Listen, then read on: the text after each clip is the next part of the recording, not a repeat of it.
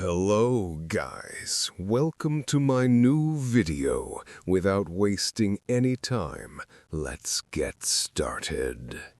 The lighthouse keeper vanished, but why? Before I tell you what happened at Wraith Point, you need to understand one thing. The investigation team kept saying the same sentence. No human being could have disappeared like this. They weren't exaggerating. They weren't being dramatic. They were terrified. What I'm about to describe isn't a legend or a sailor's tale. It's the last documented days of Elias Crane, the man assigned to maintain a lighthouse that had been shut down for 27 years. A lighthouse the locals warned him never to stay in after dark. Elias was a practical man, a former maritime surveyor who believed in charts, maps, machines, nothing supernatural. When he first stepped onto the island, the fog felt unusually dense, curling around his boots like something alive, but he ignored it. He assumed the stories about Wraith Point were just old fishermen trying to scare away trespassers. Yet, from the first night, the place felt wrong.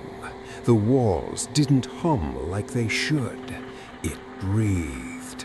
The walls seemed to expand and contract with the rhythm of the waves, as if the entire structure had a pulse. The logs from the previous keeper were missing, except for a single torn page left on the floor. It does not stand alone. Elias assumed it was poetic nonsense, but he should have taken it literally.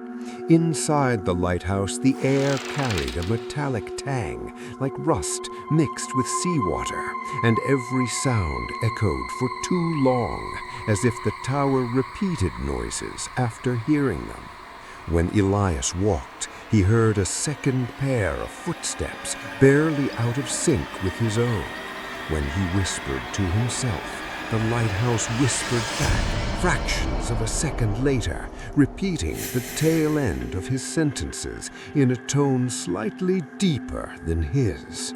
By the third night, the isolation began gnawing at him. The radio transmitted faint static even when unplugged, and the generator flickered randomly, despite being fully functional. Then came the noises outside. Not wind, not waves, knocking.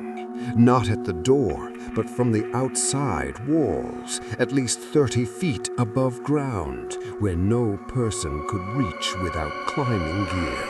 Slow, deliberate knocks circling the tower late every night, like something was pacing around the lighthouse on invisible stilts. Elias tried to ignore it until the knocking began responding to him.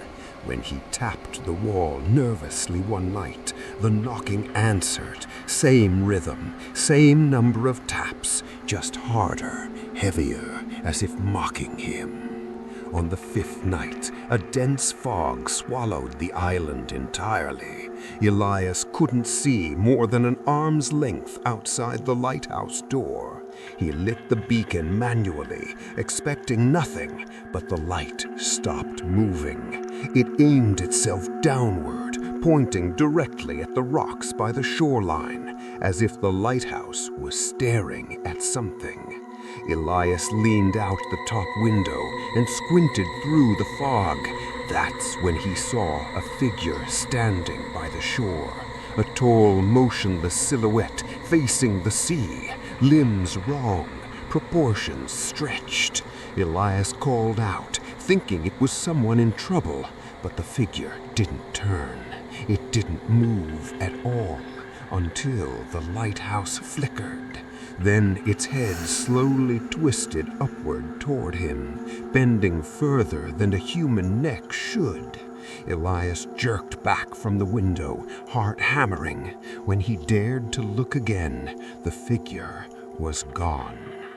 By the seventh night, the inside of the lighthouse changed, not visibly, structurally. The stairs creaked in places they never creaked before.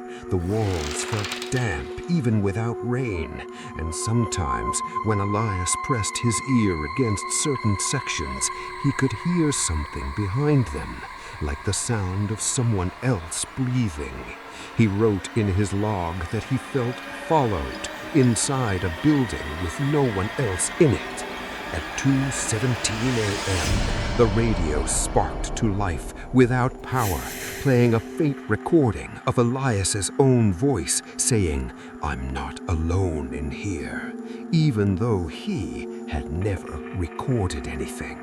He smashed the radio in panic, but the broken device whispered one final phrase as it died. "You shouldn't have looked at it." Elias barely slept after that. The real horror began on the 10th night.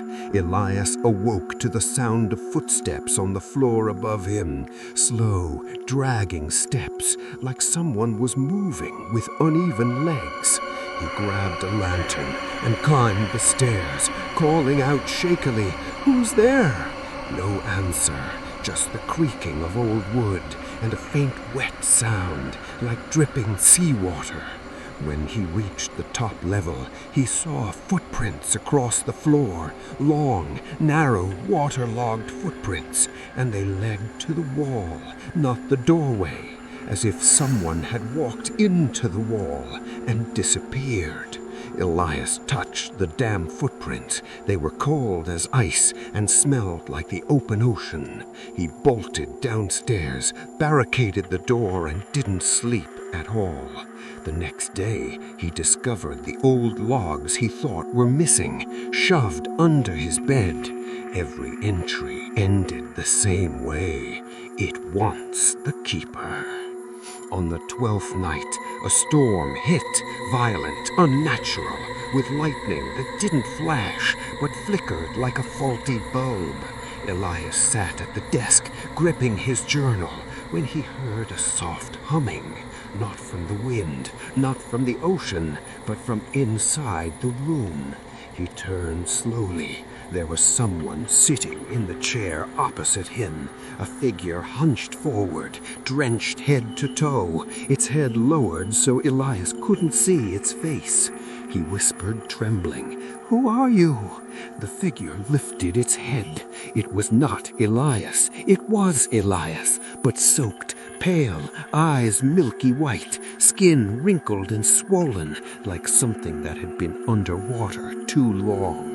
The drenched version of him opened its mouth, and seawater spilled out before it spoke in his exact voice. "You're late." The lantern shattered when Elias dropped it.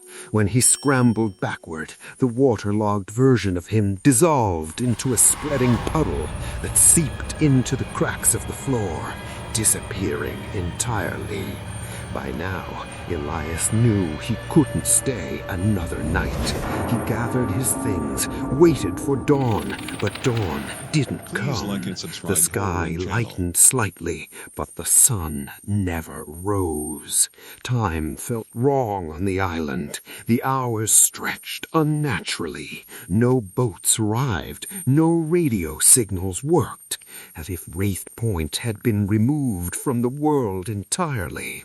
On what he believed was his 15th day, Elias heard something that froze his blood. Someone knocking gently on the lighthouse door from the inside. He backed into a corner as the knocks traveled up the interior walls, climbing toward the ceiling. Then, above him, he heard soft footsteps pacing in circles, exactly like the knocks had done outside during his first nights. That evening the storm returned. Elias lit every lantern he had, but the light barely pierced the darkness. Shadows moved when nothing was standing. The lighthouse groaned like something was pushing against its outer walls. Elias wrote frantically in his logbook, "It's inside the walls. It's copying me. It's waiting." Lightning struck the tower, shaking the island. The floor trembled. And then the final thing he wrote, scribbled so violently the pen tore the paper. "If I vanish, it won't be me they find." That was the last entry. 2 days later, when the supply boat finally reached Wraith Point, the lighthouse was quiet. The door was locked from the outside. No signs of struggle, no footprints on the sand, but the beacon was running. The officials climbed the tower and found Elias standing at the top, facing the sea, perfectly dry, perfectly still, except he didn't blink once during the entire interaction. And when they spoke his name, he turned with a smile stretched just a little too wide, and said in a tone slightly lower than Elias's usual voice, "I kept the light on." They brought him back to the mainland, relieved until they realized the real Elias Crane's body, washed ashore 3 days later, bloated, waterlogged, and dead long before they ever rescued the thing that now wore his face.